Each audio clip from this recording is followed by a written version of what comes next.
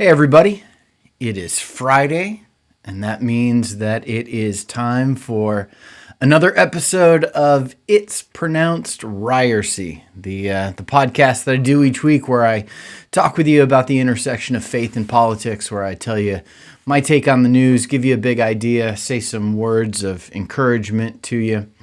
And on this Friday, I want to say hello. Glad that you're along. If you're watching on Facebook Live, would love to have you give us a thumbs up, provide any comments or thoughts along the way. Certainly share this with your friends so that they can get 35 minutes of political enlightenment like you do. And if you're watching on YouTube, would love to have you comment, or if you're listening to the audio version of this on Spotify, on Apple Podcasts, on Google Play, all those places, we'd love to have you give us a thumbs up there and write a little review and say how much you're enjoying the podcast. My name is Robb Ryerse, and I am happy to be with you here on a beautiful sunny day in Northwest Arkansas. It's really been kind of wonderful weather that we've had lately. It's been really fantastic as spring is coming, and there is, I don't know if it's the weather, I don't know if it's the number of COVID vaccines that have been given out, if it's, what it is, but man, it feels like there is an optimism in the air.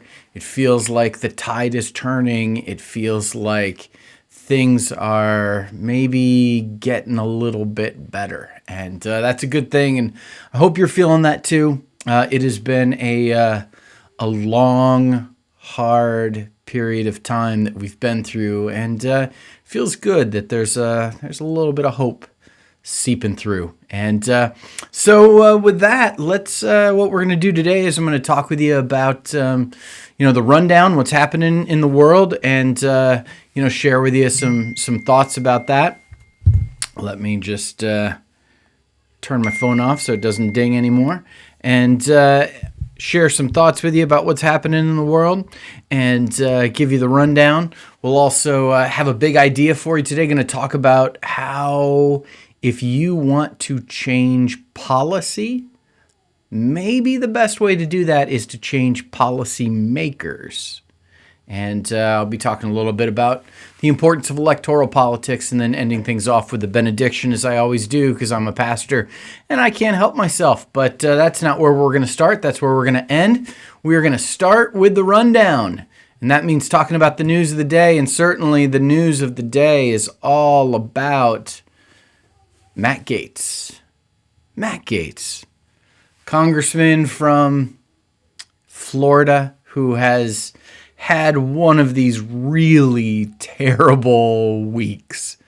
And I gotta say, for people to have a really terrible week, you never wish ill on anybody, but here's somebody that probably deserves to have a terrible week or so. I don't know if you've seen the news, but Matt Gaetz, the congressman from Florida, is the object of a Department of Justice investigation that is uncovering all sorts of things that you probably don't want to be doing if you're a congressman, for sure, and pretty much if you're anybody.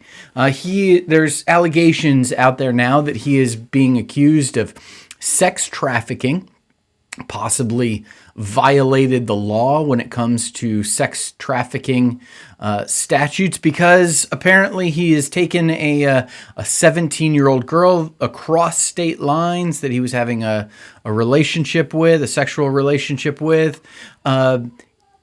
If that couldn't get worse, there's allegations that he was showing nude pictures and videos of women he had dated to colleagues on the floor of the House of Representatives. I don't know what your workplace, requirements are. That's the type of thing that in every workplace I've ever been in would be a fireable offense. He has a relationship with the Seminole County tax collector that he apparently got the job for, who has been charged with counterfeiting IDs. There's text messages showing that Matt Gaetz himself was getting counterfeited IDs, or at least replacement IDs from this guy. It is just a complete and utter mess. There's reports today that he apparently was going online to connect with high-priced prostitutes that he would take ecstasy with and meet with. I mean, this is utterly insane kind of stuff. And we haven't even talked about like the old news about his son Nestor. And if you're not familiar with this story, Matt Gaetz has a young man that he calls his son who lives with him, but there's all sorts of questions of whether that adoption's actually taken place. It is a complete and utter mess, and I gotta say, it could not happen to a nicer guy. Matt Gaetz has made himself a stench in the nostrils of patriotic Americans across the country for a variety of reasons. He's the guy who wore the gas mask to the floor of the House of Representatives. He has been completely and utterly reprehensible in his defense of Donald Trump. And now, as they say, the chickens are coming home to roost. And what's going to be real interesting is what's going to happen with Matt Gaetz if his political party will have the chutzpah to kind of deal with this situation, and or if he'll be able to skate through it. And we've got yet another high-profile, powerful man who clearly is using his money, power, and influence in inappropriate ways and in ways that endanger the lives of women. And so, man, Matt Gaetz.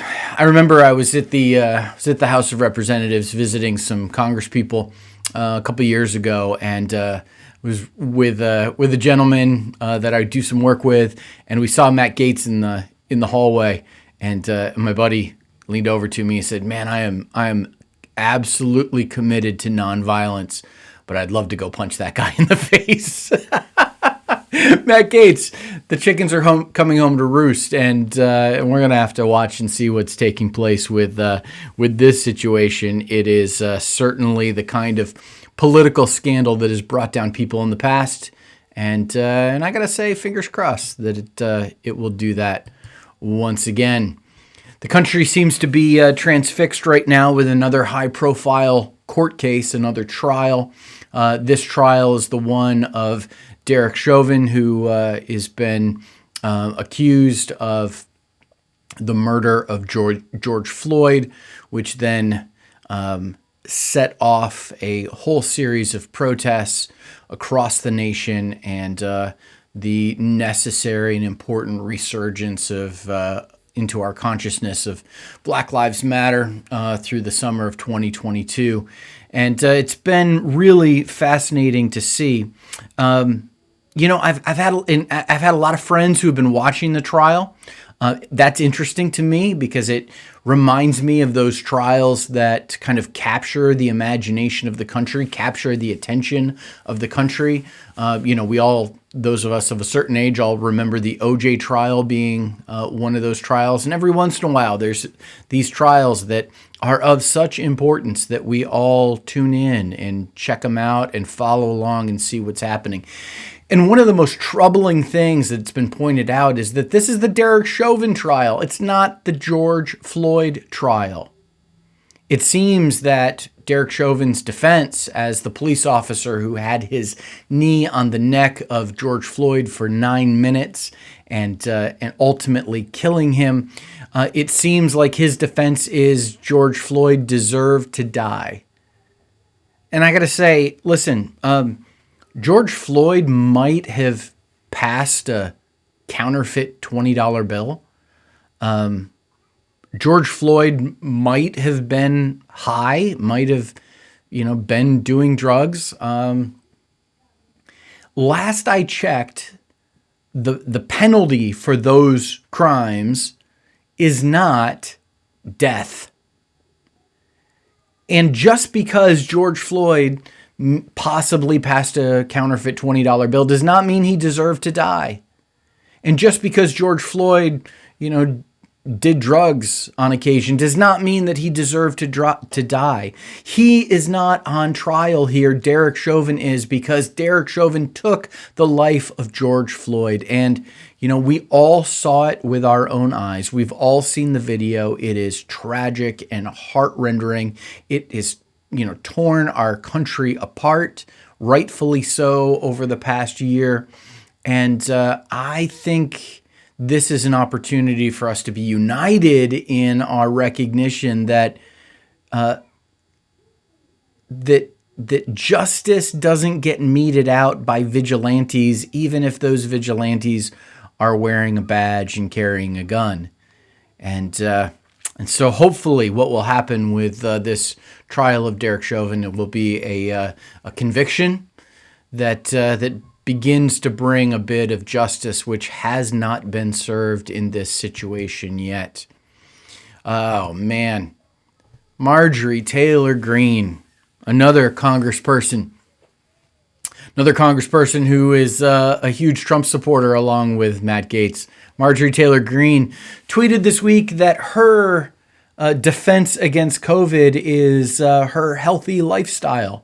And she posted a video of her doing CrossFit. And listen, I'm not a guy who exercises, much to the chagrin of my wife, much to the chagrin of some of my friends who tell me at times that I need to exercise and do that kind of thing. Majorie Taylor Greene posts this video of her exercising, lifting some weights and then doing some pull-ups. And listen, so I am not the kind of person who's going to criticize someone's exercise, except I'm probably about to. I just remember like the presidential fitness test. Do you remember that from when you were in school? I don't think they do that anymore, but I remember the presidential fitness test where you'd have to do a bunch of things and you'd get a certificate that was signed by the president. And it was like this big thing for schools to get as many kids to pass the presidential fitness test. And one of the things we had to do was pull-ups.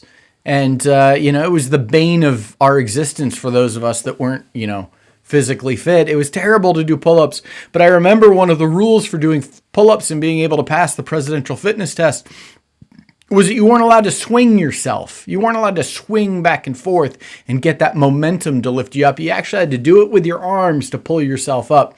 And watch the video of Majorie Taylor Greene doing these pull-ups, and I'm thinking this is not an effective way to do pull-ups. And you know what?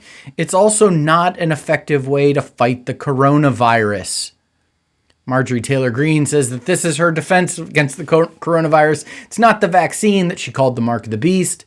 It's not wearing a mask because she's already, complained about having to do that. It's not social distancing because she has refused to do that as well. No, it's doing really bad pull-ups. It's not gonna work. It's the latest example of the culture war, trying to pit people of faith versus science. She tweets with the hashtag #FireFauci, say the scientists can't be trusted. It's recklessly dangerous on the part of an elected official. And I'm glad that Majorie Taylor Greene has time to exercise because she's not a part of any committees in the House of Representatives because of her reprehensible behavior as a congresswoman. And, just goes to show that if you get yourself kicked off of committees, maybe you'll have time to do ineffective exercising. I want to encourage everybody, if you have the chance to, go get the vaccine. I mean, do some pull-ups too, but get the vaccine. And I can't wait for next week. When I talk to you next time, I will be fully vaccinated, and hopefully you'll have that opportunity as well.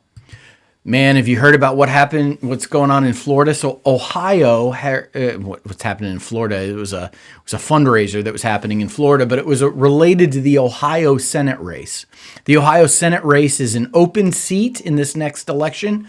Rob Portman is retiring, and so everybody is lining up because this is the chance for Democrats to flip a seat in the Senate. Republicans trying to hold on to that seat, and there were 4 candidates and potential candidates for this Senate race that gathered at a fundraiser in Florida. And it was at Mar-a-Lago at the golf resort that's owned by Donald Trump, where he lives in violation of the agreement that he made when he first built Mar-a-Lago, but that's a whole nother conversation. And it turned into a bit of the Hunger Games. I'd like to read for you from the Politico just a couple of paragraphs from what the Politico said. This is what it says. The contenders, former state treasurer Josh Mandel, former state GOP chair Jane Timken, technology company executive Bernie Moreno, and investment banker Mike Gibbons had flown down to attend the fundraiser to benefit Trump-endorsed candidate looking to oust one of the 10 House Republicans who backed his impeachment. As the candidates mingled during the pre-dinner cocktail reception, one of the president's aides signaled to them that Trump wanted to huddle with them in a room just off the lobby. What ensued was a 15-minute backroom backbiting session reminiscent of Trump's reality TV show. Mandel said he was crushing Timken in polling. Timken touted her support on the ground thanks to her time as party chair. Gibbons mentioned how he'd helped Trump campaign financially. He'd helped Trump's campaign financially. Moreno noted that his daughter had worked on Trump's 2020 campaign. The scene illustrated what has become a central dynamic in the nascent 2022 race. In virtually every Republican primary, candidates are jockeying, auditioning, and fighting for the former president's backing. Trump has received overtures from a multitude of candidates desperate for his endorsement, something that top Republicans say gives him all-encompassing power to make or break the outcome of primaries, and the former president, as was so often the case during his presidency, has seemed to relish pitting people against each other. I just picture this room and I've got imagery in my head of the boardroom from The Apprentice, right? Where people who had done their tasks would come and have to give a report to Donald Trump and his flunkies sitting next to him. And this scene described by Politico is reminiscent of that. Listen, The Apprentice might make for, good reality TV. It doesn't make for good politics. This is not the best way for us to have quality representation in Washington, D.C., to have Donald Trump as the kingmaker, picking and choosing who he's going to back based on how willing they are to kiss his ring, pitting people against each other and who can make the most vicious argument against the others. And the Politico goes on to describe those arguments that were made, and it was vicious and difficult and not at all the way we ought to do politics. And it ought to be really concerning to us that though Donald Trump has gone away, he's not really gone away. And that ought to concern us because we are just 586 days away from Election Day. Yes, 586 days away from Election Day. And maybe you're thinking like, man, Rob, didn't we just get done with an election? Why are we thinking about elections already? Listen, we have got to be thinking about these elections. And I got to tell you, I am deeply concerned about the midterm elections. The midterm elections are the elections that happen in the House of Representatives, in the Senate, when all 535 members of all 435 members of the House of Representatives are up for re-election every 2 years, and so this is the midway point of a presidential term. That's why it's called the midterm elections. And then there are a number of Senate seats that are contested as well. So there is a whole lot of really important elections that are going to be taking place across the country in just 586 days. And I am terrified about them because historically, in midterm elections, the party that is out of power, in this case, the Republican Party, the party that does not hold the White House, so in this case, the Republican Party, typically wins big in midterms. It happened to Donald Trump in 2018 with the blue wave. It happened to Barack Obama. It happened to George W. Bush. It happened to Bill Clinton. It happened to Ronald Reagan. It happened to George H.W. Bush. Every president we've had in our memory has, in the midterms, lost big in the House of Representatives. Significant numbers of seats. I think Barack Obama lost something like 60 seats in the House. The Democratic Party did during that midterm. It is an opportunity where there are razor-thin margins in both the House and even more so in the Senate. Like, this is something we need to have on our minds. We need to be concerned about. That Republicans are going to, most likely, if history is any trend, going to take back the House of Representatives in 2022 in just 586 days. And what's even more concerning about that is this Hunger Games approach that Donald Trump is making. He's formed a political action committee where he is picking his kinds of candidates to support in Republican primaries. So it's not just that Republicans are going to take back the House and possibly the Senate in the midterms, but it's the kind of Republicans that will take back the House and the Senate. It will be more Marjorie Taylor Greenes. It will be more Matt Gaetz. It will be more Josh Hawley's and Ted Cruz's. It is something that ought to be on our minds each and every day as we move closer and closer. And and those of you who know me well know that I'm not the kind of person who is who's given to worry and to fret and to fear. I'm generally a really optimistic person. But man, I got to tell you, I need somebody to talk me off the ledge about the midterms. 586 days away from disaster I'm scared of. But today is Good Friday. It's the day that Christians around the world, throughout the ages and across the globe, have commemorated the death of Jesus. Today is a day where we remember the cross on which Jesus died. We remember the fact that he had an unfair trial. We remember that political and religious leaders conspired against him. We remember that even those who kissed him betrayed him. That just because you publicly support Jesus doesn't mean you're actually on his side. And it's also a day where we remember that God is on the side of the oppressed. That when God shows up, it is so very often on the side of those who are in need. That God sides with those who are weak and vulnerable, marginalized and oppressed. And if Good Friday is to remind us of anything, it's to remind us that that's where God is found, and maybe that's where we need to be found as well. I like to give you a recommendation each week during the rundown.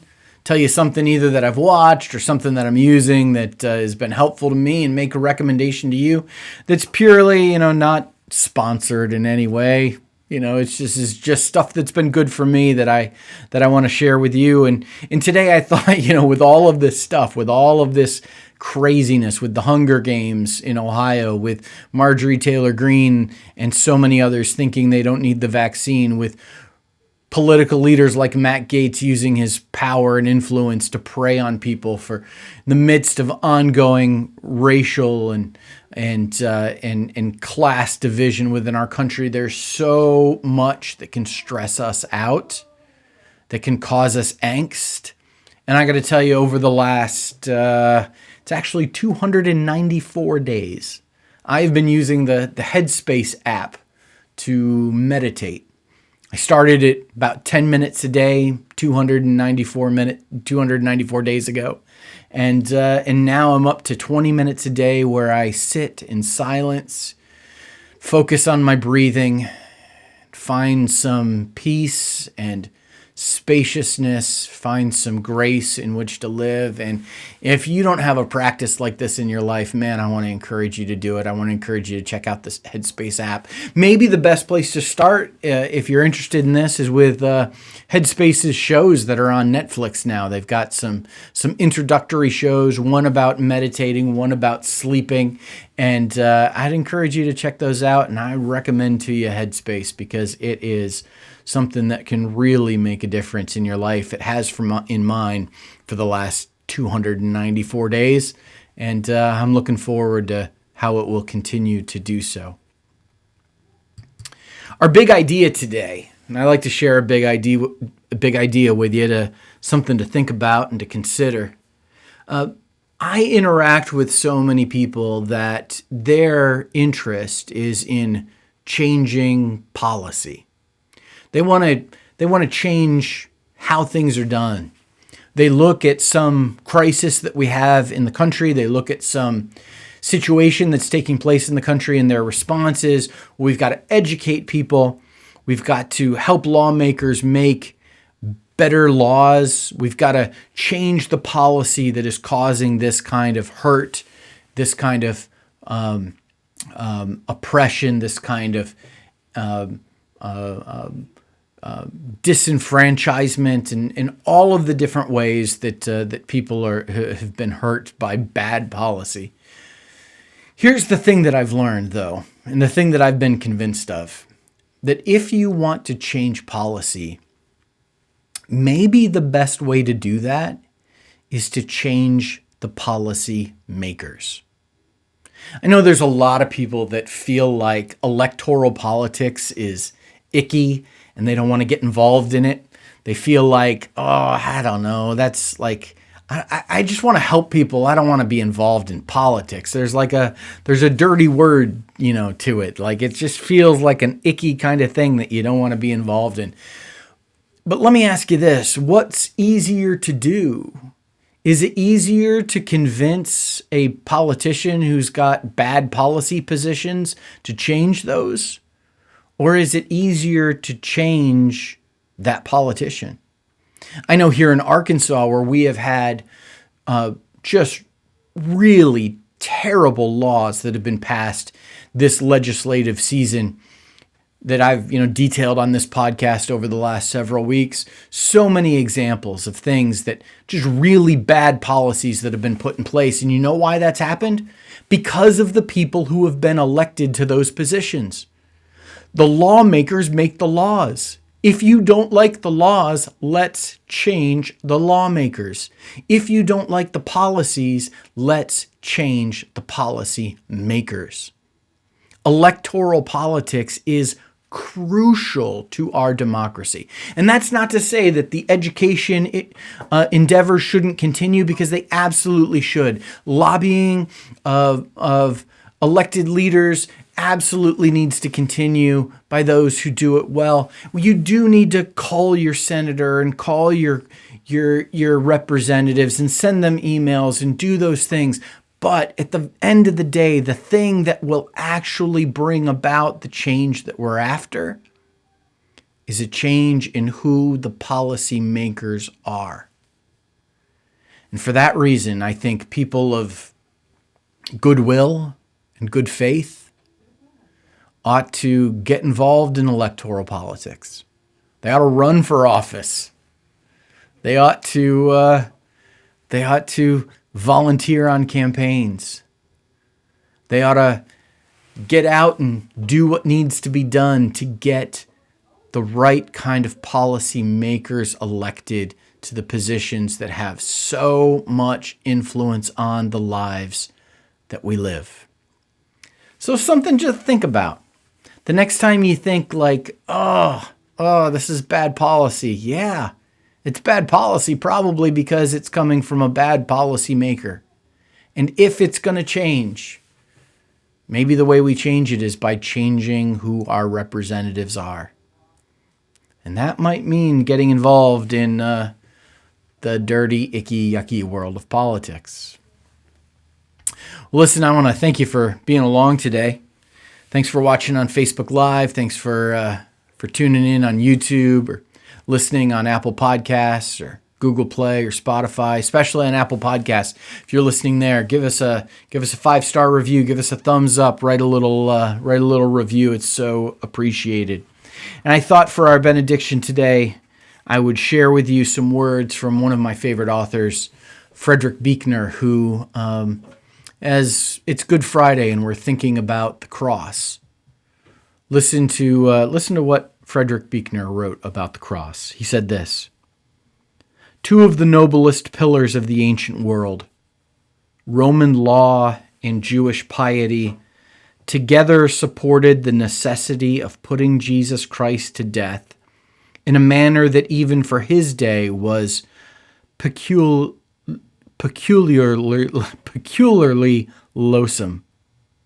Thus the cross stands for the tragic folly of human beings, not just at their worst, but at their best. Jesus needn't have died. Presumably, he could have followed the advice of friends like Peter and avoided the showdown.